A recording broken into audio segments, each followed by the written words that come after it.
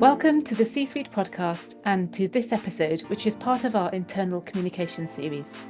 I'm Debbie West, and in this episode, we'll explore the challenges and the possibilities of a key part of an internal communicator's role, which is to manage the distribution of communications inside an organisation. I'll be asking my guests how they've risen to the challenge of how to get the right information to the right people at the right time and using the right channel. And to add to that, we'll talk about the increased interest in individualised communications, plus the seemingly competing pressures to enable more dialogue, but avoid creating too much noise and too much distraction for our people. So I'm very grateful to our panellists for joining me for this discussion today, and I know they're very keen to share their experiences. So I'm delighted to introduce Niamh O'Grady. Hi, Niamh. Hi, Debbie. Niamh is a communications professional with over 20 years experience split between agency and in-house. She's held head of comms roles at FutureLearn, an online learning platform founded by the Open University, and FTSE 250 recruiter Page Group, which you'll know better as Michael Page, where she's recently been promoted to head of marketing, retaining responsibility for internal comms. Congratulations, Niamh. Thanks, Debbie. Next, let's meet Keith Berman. So with more than 20 years of experience in audience engagement, Keith's career includes lots of different roles. He was a radio DJ, which is great for today. He's been a journalist, he's been in PR and marketing, and he spent more than a decade in corporate communications across various industries. His most recent role was Director of Corporate Communications at ResMed, and his resume includes time at companies like AT&T and DaVita. He's currently seeking a new opportunity, so welcome, Keith. Thanks, Debbie. And I'd love to welcome Natalie Lambracos, who started her career in journalism and has since worked at EY, Allen & Overy and Harbottle and Lewis. She has more than 16 years experience in a wide spectrum of marketing and communications roles, ranging from internal to external comms, as well as change and crisis communications projects. She's currently communications manager for global consulting business Protivity UK. So thank you so much for joining us, Natalie. Thank you. Thanks. And we're happy to be here. Brilliant. And I'd love to start with you, actually, because I'm aware that you had to set up the internal comms approach in your organisation absolutely from scratch. So I'm really intrigued to find out a bit more about that. What was it like? Was there a lot of noise in your organisation when you started? Yeah, absolutely. Happy to answer that. So, when I first joined Protivity UK, it was a year and a half ago, and they didn't have a communications function, role or department. So this was following feedback from their annual employee engagement survey that the employees were saying that they would like more clear communication and a bit more kind of direct messaging from leadership. So following that feedback, they created the role, and I came on board. And when I first came on board, because there wasn't anyone in position or anyone in the department, it was basically a lot of people had access to send UK-wide emails, and there was no real kind of plan. And so a lot of communications were going out. Like you said, a lot of noise was going out on a daily basis. So I started by doing an internal comms audit when I first joined and asked people what was working, what wasn't working, and what would they like to see. And essentially some of the process that I put in place was to kind of introduce myself as kind of the gatekeeper of the communications element of the business. So people always know to come to me so I can kind of maintain the right kind of tone, style, and kind of on-brand messaging, as well as trying to ensure we're not sending out too much at a UK-wide level on a daily basis. So I've put in a rule of a maximum of one UK-wide communication a day. So some days we don't have any if it's a quiet week, but if it's a busy week, you won't get more than one UK-wide communication a day throughout the course of the week.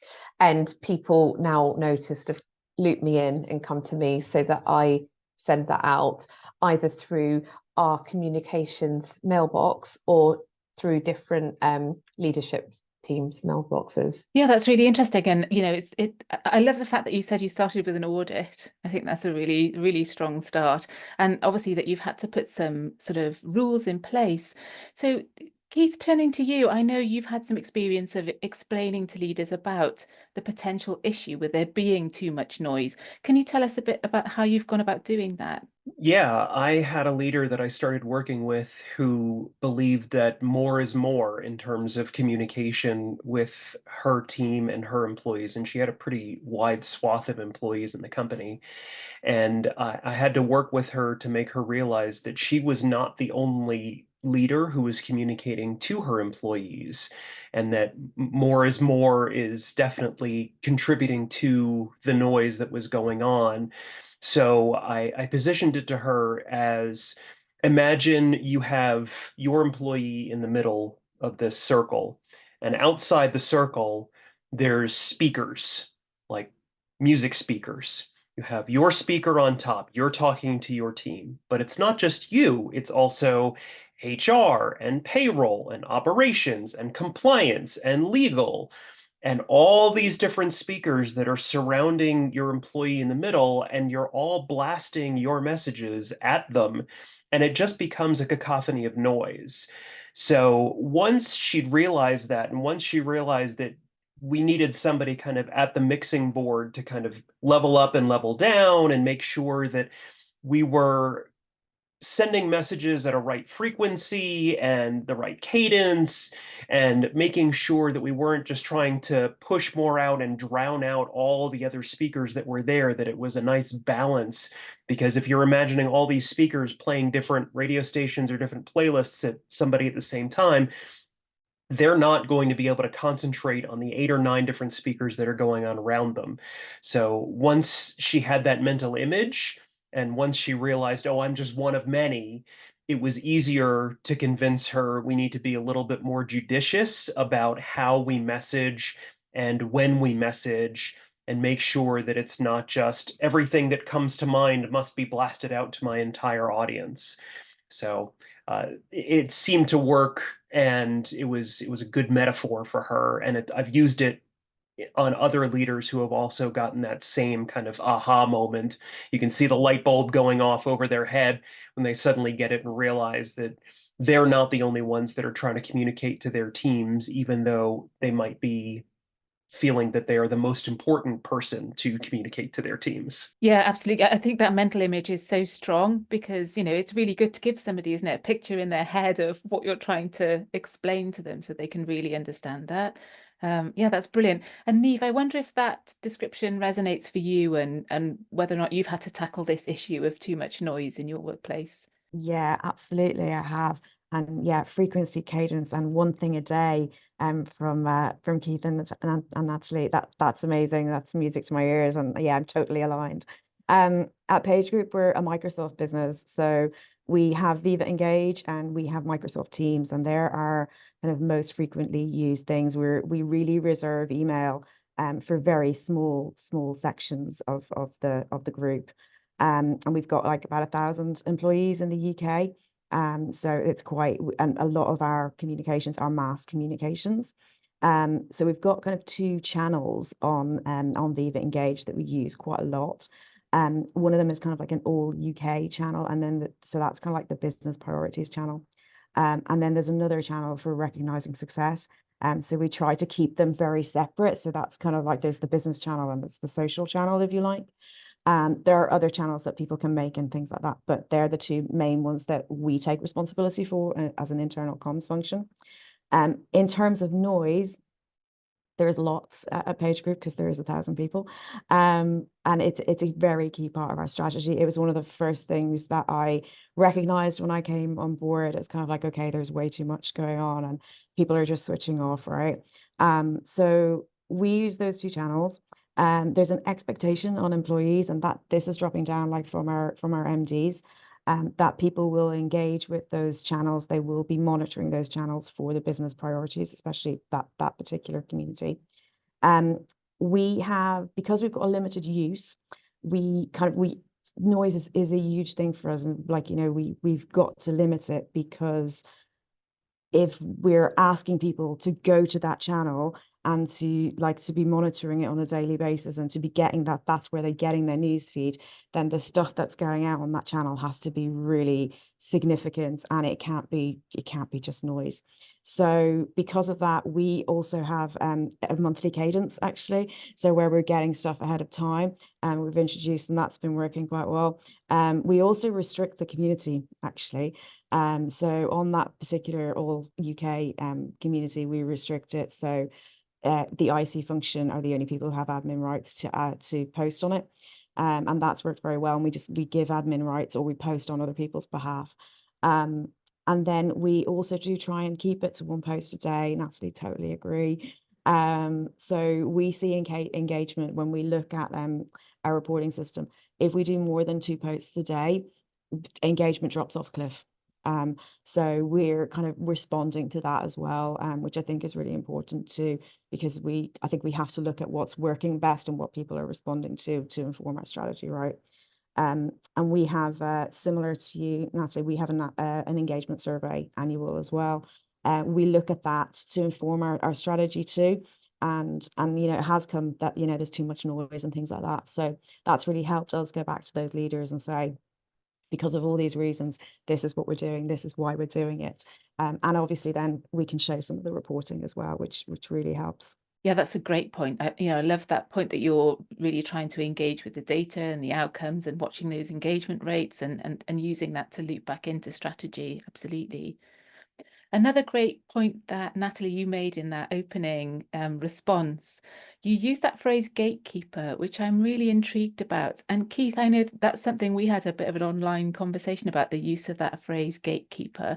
What does that mean to you? Should internal communicators act as gatekeepers to communications? Yeah, thoroughly agree with what Natalie said, because again, if there's no one who has their hand on the throttle, so to speak, then it's just open season and anyone can communicate, and then you get all the noise that's happening.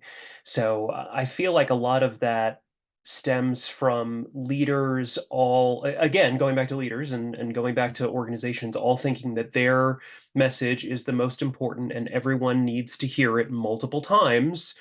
And the issue then becomes you need somebody in the middle. And I feel like internal communications is very well positioned to sit across an entire organization. We have the unique capability of having our tentacles into a lot of different teams, and we know what's going on across a lot of these teams. So we can say something like, oh, you're planning on sending that Tuesday at 10 a.m. Well, this other team has been planning this product launch at Tuesday at 10 a.m. So your message is going to get lost in the mix. Can we make sure that we're giving it some airspace, possibly move to Wednesday or use a different method to distribute that communication? Most of the time, leaders are usually amenable to that kind of thing because you're giving them the data, you're giving them the information, to Niamh's point about making sure that they understand the why behind it. And then it also gives the internal comms professionals the chance to shine a little bit as being thoughtful about how we communicate to an entire enterprise-wide organization. The issue becomes when leaders are a little more demanding and less receptive to the data behind it, and feel that, again, their message is the most important. So they will occasionally, and I've seen this happen in other organizations, they'll spin up shadow communications groups where they'll hire in someone to do communications just for them, and they'll try and work around the internal comms group. I think in those instances, it's very important that senior leadership is supportive vocally of the internal comms group and basically saying, yes, we need to funnel everything through this centralized organization. That's why it's there. It's not like you're starting up your own payroll organization because you disagree with how payroll is distributing salary to all of your workers. So in order for that to happen, like I said, you need that senior leadership support. Unfortunately, that may not always happen, but it's also an argument to be made about resources. You have an internal comms group. And as we all know, internal comms is perpetually understaffed and overworked. So why can't we get that resource in our group so we can serve all of our customers and all of our internal stakeholders a little bit better, rather than having it be diversified and bifurcated, and you don't know what this team over here is doing because that team over there is doing something else, and you don't have visibility into something until it's already gone out.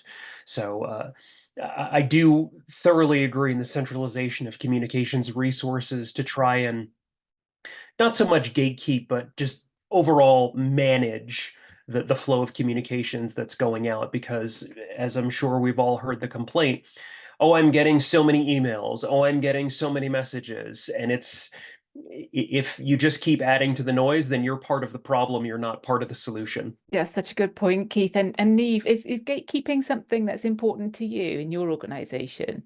Yeah, definitely. And I think that's a phrase that I've used, Keith. You're part of the problem.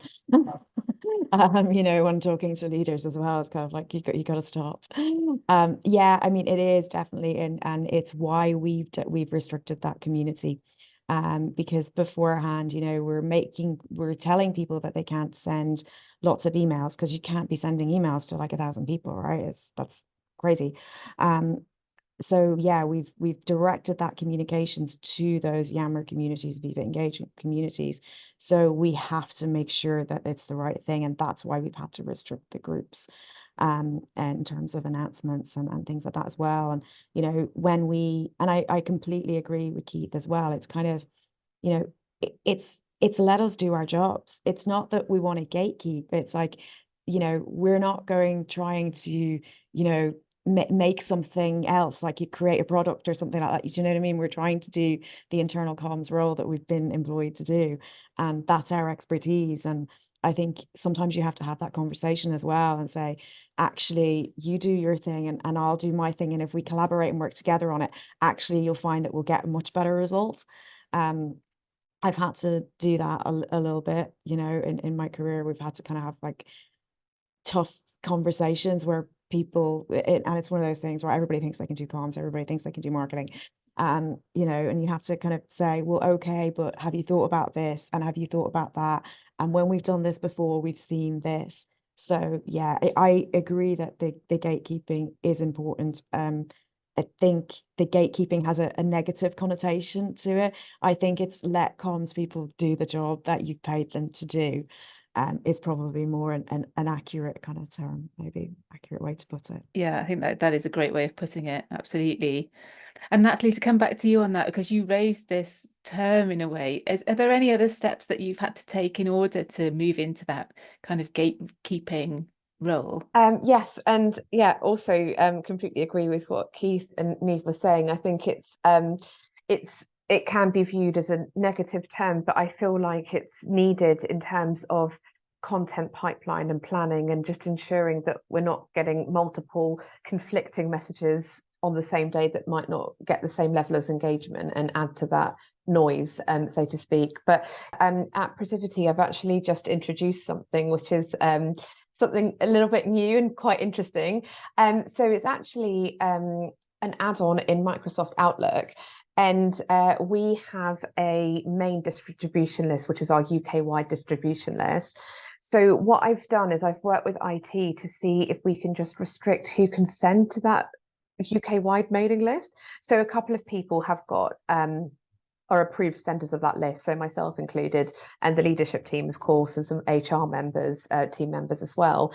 But yeah, so the idea is that we can see what's trying to be sent UK-wide, and if you don't have access to send something UK-wide, I will get a notification with a little green tick or red cross to say approve or reject. And then if I decide to reject it, it will have a little auto-populated message that says, limited people have access to send to this distribution list. If you'd like to send out a communication, please speak to our communications manager, and has my name there. So that's something we just put in place a fortnight ago, just to try and ring fence that in a little bit more and maintain control of the communications that are being sent out. That's brilliant. I love that. That's fantastic. We've done a similar thing. We have a service center which looks after our tech in Barcelona. We have a lot of those email aliases for different ones, not just UK, but different offices that we have in the UK as well. And we find that it can be a bit spammy. So we've worked with that team and they've done a similar thing for us. And yeah, makes all the difference. Yeah, I love that. Yeah, I think it definitely helps. It definitely helps keep control of what communications are going out when. Yeah, we had something similar at a past company where all of the distribution lists were restricted to just being able to be accessed by the corporate communications mailbox. So you had to go through the team if you wanted to use one of those. We had an intake form, and it was pretty clear that for someone to distribute company-wide or region-wide, you need to work with the corporate comms team. So it was almost automatic gatekeeping in that respect from a tech perspective. Brilliant. Well, having talked about that kind of distributing things at scale with your kind of gatekeeper role in place as well, let's think now about doing that and considering individualization, which is another layer of complexity that we have to tackle. Natalie, to come back to you, I think you have some data that backs up some approaches that you've tried in terms of individualizing communications. Do you want to tell us about that? Yeah, sure. So we send out communications from our communications mailbox, but we also sometimes use some of our leadership's team's mailboxes as well. So it will be personalized from a certain individual or a certain HR director, etc. And we align that depending on what the message is. So if the message is a leadership message, it will come from our UK country market leader, and people know obviously who he is. So when the name hits the inbox, you sort of engage with it and sort of open it up and have a read through. And then likewise, if it's the director of HR, it will be kind of an HR kind of update, or if it's a D&I update, it will be from a D&I sponsor. So we've trialed different leadership team members for certain types of communication. And I haven't got like hard data, but I've got anecdotal feedback from people across the business saying that if they see a name, they're more likely to open it than if it's like a generic mailbox. And the other tactic we use is we also use Microsoft Teams as a form of form of communication. So if it's something that maybe needs to be hammered home a little bit more, we want to make sure people have read and acknowledged it. After the email's been sent, we'll then tackle some of the Teams chats and just alert people to have seen it in there as well. Yeah, that's an interesting idea. Niamh, how about your experience in terms of distributing at scale, but also bearing in mind that call for individualization? Yeah, so most of our comms are our mass comms, and because we use those Viva Engage channels. I think what we're relying on here is the cascade system. So we'll use a little similar thing, I think, to you, Natalie, as well. So we'll pop out whatever we need to pop out on Viva Engage, and then we'll go to the director community or the manager community, depending on what the message was. And then we'll ask them to make sure that their teams have seen this and that kind of thing. Sometimes we do it the other way around. Like if it's an important message, we'll actually pre-brief that community. Like if it's kind of like sensitive or something, we'll pre-brief them. We'll arm them like with some FAQs and things like that. Especially if it's kind of, if you're going to have something that's quite high level, but it's going to impact different teams differently, we'll do different kind of, this is how it's going to impact your team. And then we would rely on those managers on the ground and the directors on the ground to have those team conversations. And that's kind of how our cascade system would work and how we could kind of do that individualization. We don't have another way to do it, kind of, because we don't, as an organization, we try and get away from the emails. So we wouldn't have like an email go out to like a certain group and then a version of it go out to another group. We don't like to do that. We like to keep things kind of quite central in that Viva Engage channel. And I think that's also kind of like it helps because everybody sees everything. And there's kind of no excuses then, so I actually think it works quite well. I really like the idea as well of enabling your people to individualize communications, at that point of human to human interaction, if you like. It sounds like a very sort of person-centric approach. And I think that's it. And I think, you know, sometimes like when the stuff is going out, and even like as you said, Natalie, even if it's going out from people is better than a mailbox, I think. But then, you know, like I think the people on the ground, the core kind of workforce, they're going to take a lot more note of what their manager says to them rather than what maybe the MD of the company says to them sometimes, you know, because that's like that's their day to day. That's what really matters to them. That's what we've found as well, like in terms of, you know, what people actually engage with. And when you see a change of behavior in something, it's because we've briefed the managers really well, and they've actually kind of made the thing happen. So yeah, I'm a big fan of adding that into the strategy when we can. Yeah, brilliant. And to come to you, Keith, what experience do you have of maybe individualizing communications or tailoring communications to different people? So in my experiences, my teams have done a mix of things that Natalie and Niamh have discussed, and we've also leveraged some technology to differentiate a bit. Um, One thing that has worked well for us in the past is differentiating our pushes according to role. We will differentiate between people manager and non-people manager, individual contributor. And so we will likely send out a message to the people managers that will contain some additional context or contain some manager only information that is restricted on the back end as far as who can actually access it, so we don't have individual contributors go in and seeing any sensitive information. On top of which, to Niamh's point about the cascade, with those items that are going out company-wide and are included in both versions, the manager version will typically have an overlay of why this is important and some of the points that they can use to cascade down to their teams in order to reinforce the message, so they're getting it from multiple angles and making sure that the employees are not just hearing it from corporate communications, but also from their leadership as well, and providing a little bit more context and a little bit more color behind it than just, hey, go do this.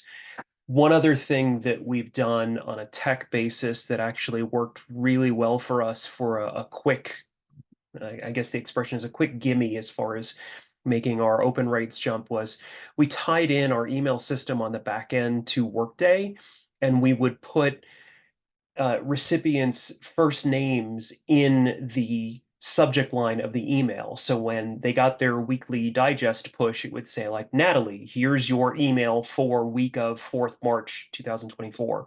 And again, to the point of seeing someone's name behind it, it might not be coming from a name, but seeing their name in the subject line, our employees are like, oh, well, I need to see this and I need to take a look at it because it's speaking to me personally. It's personalized for me.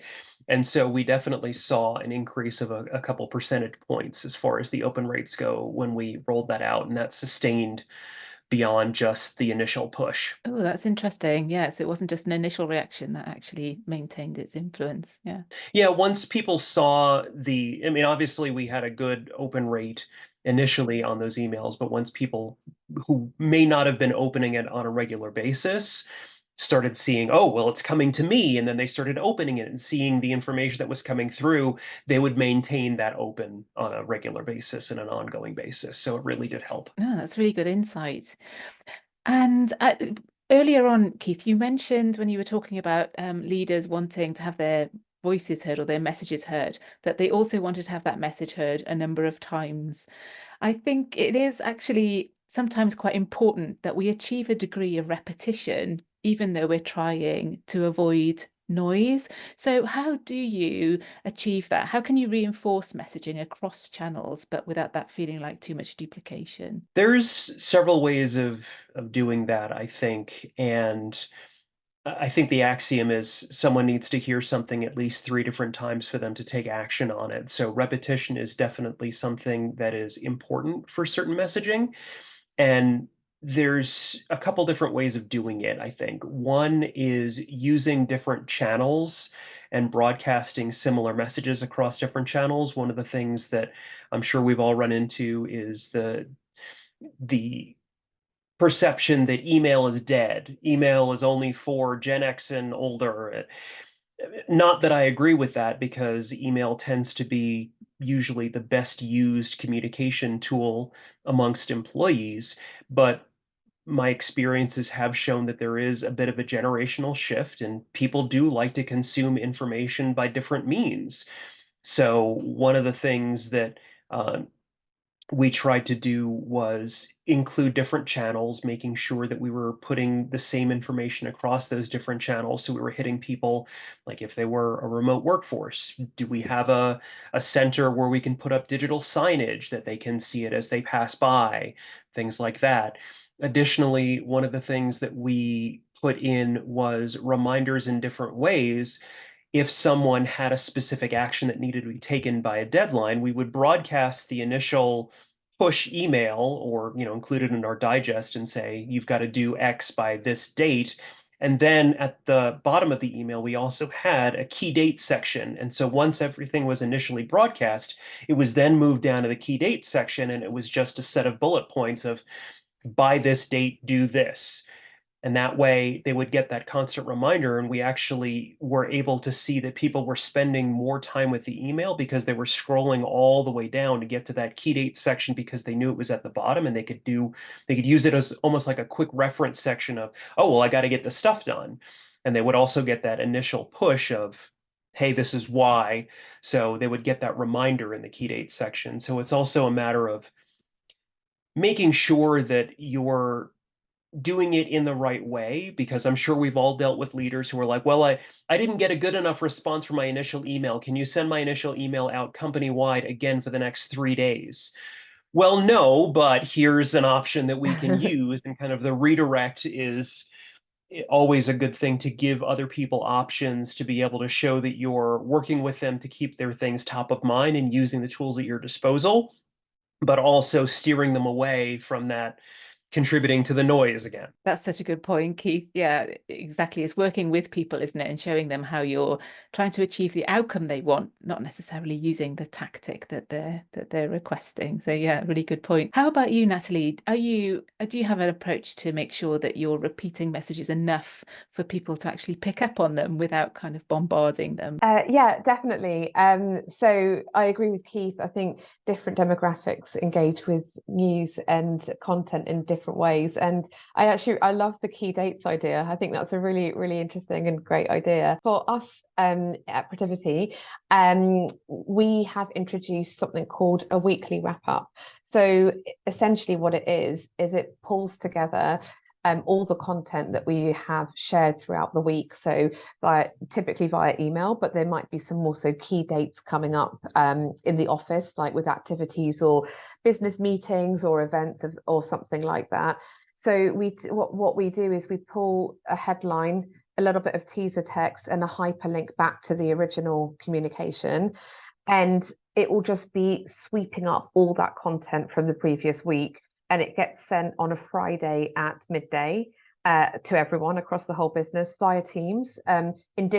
We have a bit like Niamh referenced, a UK-wide chat, which hits everyone, so everyone will see that.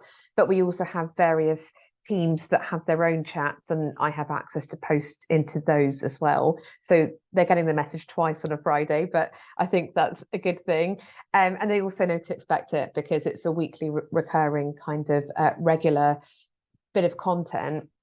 And then one of the sections is what's happening in the London office this week. And we've had little bullet points of busy, like days where the office is busy, but days where we've got big meetings, clients are coming in, events, all of that sort of stuff. So yeah, that's one of the ways. And we've had feedback from people across the business saying that they really like that way of communicating. They find it very engaging, and they know that if they've missed something, they can rely on that, because they know that they'll get reminded later in the week. Yeah, that sounds like a really good approach, I have to say. And Niamh, is that something that you've been tackling as well where you are? Yeah, I love the idea of the weekly wrap, Natalie. It's something that we have been threatening to do since I got here, actually. And I've been at Page for nearly a year and a half, and we haven't got around to do it yet. But maybe this is the push that I needed. But yeah, we'd love to do that as well. I think in terms of repetition, we tend to use the digital signage actually. It's very new. We moved into a new office in London at the start of the year this year, which is great. It's kind of we did it all from totally from scratch. So kind of it's designed purposely for us, which is fantastic. And as part of that project, we were able to say, well, we'd like some digital signage screens and we'd like them here and there. And so it's been an amazing opportunity for us. And we've put them in kind of communal areas, like so the tea and coffee points where you're kind of just like water cooler kind of areas, where you're just popping over to get your tea and to have a chat with somebody, and then the digital signage is right in front of you. And we also have them in the kitchen areas as well. So if you're sitting down and you're having your lunch, they're kind of right there, and they're enormous screens. And we've had some anecdotal evidence that, it's good and it's useful and helpful. And actually, I didn't know that kind of thing. It's like, okay, well, it did go out on a Viva Engage post, but never mind. We'll take it wherever way you want to read it. To your point, Keith, people taking things in different ways. But we can also see that it's working because we're getting more requests from lots of people in the business to put things on the digital signage. So that's always the key thing as well, isn't it?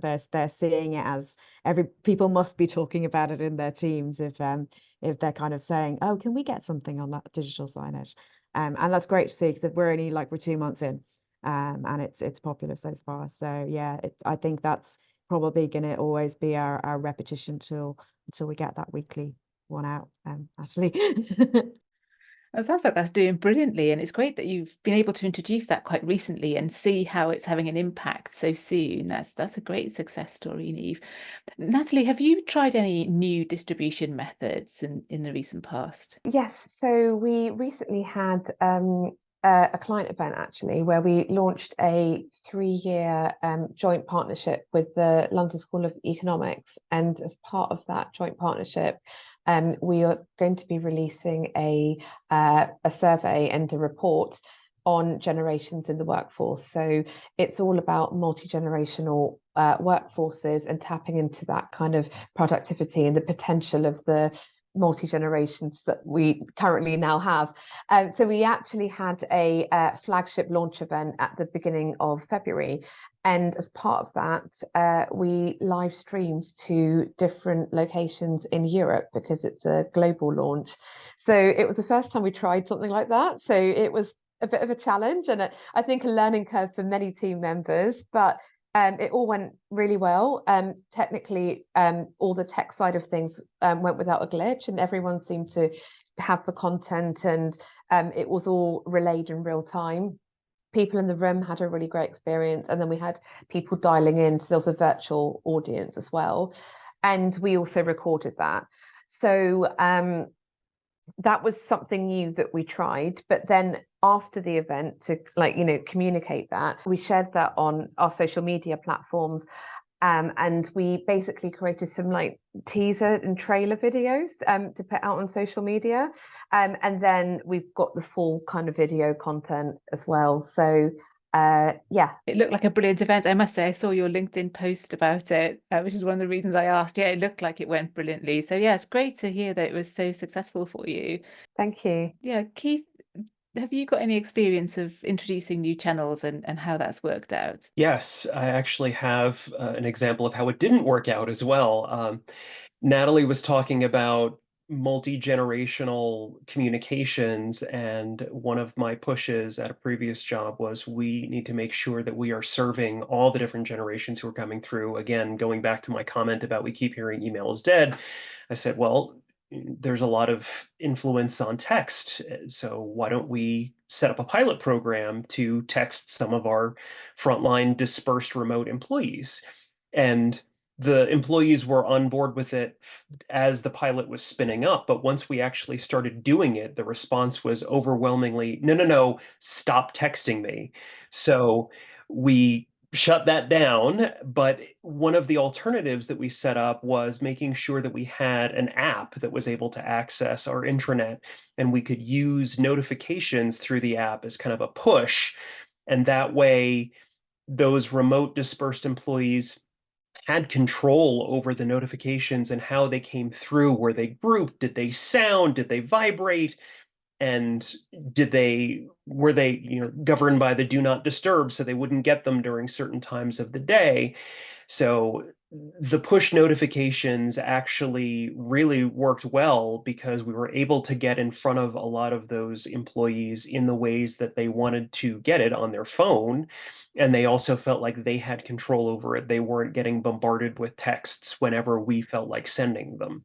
So it was kind of a bad thing that turned into a good thing there. It's so interesting, isn't it, when you can take the lessons out of something that goes wrong, but then actually build something that's way, way better from the lessons you learn from that. It sounds like the output at the end was something really, really positive, Keith. For sure. And I was really surprised, actually, considering the enthusiasm for the text pilot going into it, and also everything that I'm hearing from a generational basis, and also just, all the comm studies that I keep hearing about how everyone wants to access everything by their phone and reach directly and reach personally. It was eye-opening, to say the least, but again, to the point of being able to learn something from it, we definitely had good takeaways and were able to spin it into gold at one point. Yeah, brilliant, brilliant. Niamh, is there anything you'd like to add? Are there any new channels that you've tried out? Maybe something you tried and failed, for example? Well, I mean, the digital signage is very new. Hopefully that's all going well. I think one of the things that we did last year, not a channel as such, but because we're Page Group, our recruitment consultants, right? So we did a piece of content, a report, first time that we did it, and we used that as a business development opportunity for the consultants to be calling their clients and things like that. So what we did in the internal comms function, we actually built them a sales enablement toolkit. So when we popped that on SharePoint for them, and we had things like, sales, email templates, lead conversations and things, all of the content and all of the FAQs around the report. We did pre-briefing calls with them. So we did that whole kind of thing. And I think it was the first time that the internal comms function, certainly in the UK, really got involved with a business priority and really kind of worked alongside the consultants to give them exactly what they needed. And that resulted in we actually organized a calling day. So all of the consultants around the country were all selling in almost this report to their clients on the same day.